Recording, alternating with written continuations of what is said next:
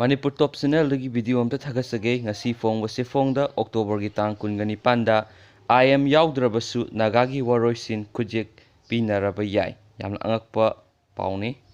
matam kuinagi mamangdagi nagasingi oiba santigi wari sanaduna laklaba matungda lakliba October 30 da waroisin ama puraklagani hairiba asida NSCN IM yaodrabasu Indian government amadi nagasingi marakta khuyek pinaraba yai heina awangma thakki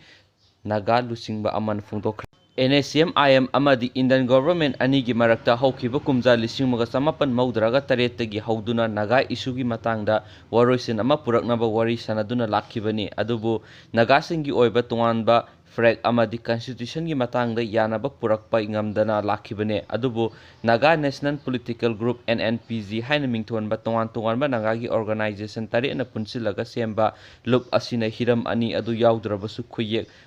Pinabagi apamba fungdokkiba leirabane Sairak asida NSCN IM gi miyoi taraga taret su haukiba irai numita NNPG da changsinkhre masida sunatana mamang tha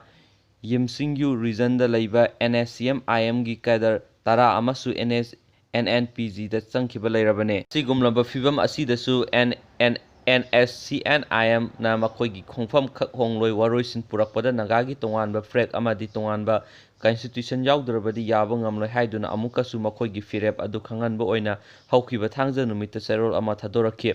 hauji oiragliba fibam asigi matangda NNPG gi coordinator elezo benuhana paumisingda hai wari sanaba asigi waroisin puraknaba India government oinadi NSCN IM natraga NNPG anigi marakta ayaba ama hektaga khuyek pina ningbagi apamba leire NSCN IM gi firal amadi constitution gi matangda sayetnaba leirabasu NNPG gi oinadi isu khudingmakta yanaba puraktuna khuyek pinaba semsaduna leire hairi hangna makhatana hai khuyek pinaba asi matam amada hekta pinaba yabagi fibamda leire masida India government na Nagaland gi loop khudingmak saruk yahaningbana maram oiduna October 31 fauba NSCN IM gi lusingba singi firep ama ngaibani haikhi tonganba firal amadi constitution gi matangna mahakna hai NNPG su hiram ani asigi matangda demand tawbudi lepte adubu haujik lebak asigi oiriba fibam asida oithokloidarba fibam asida khara handok hanjin tawbani makhatana su leptana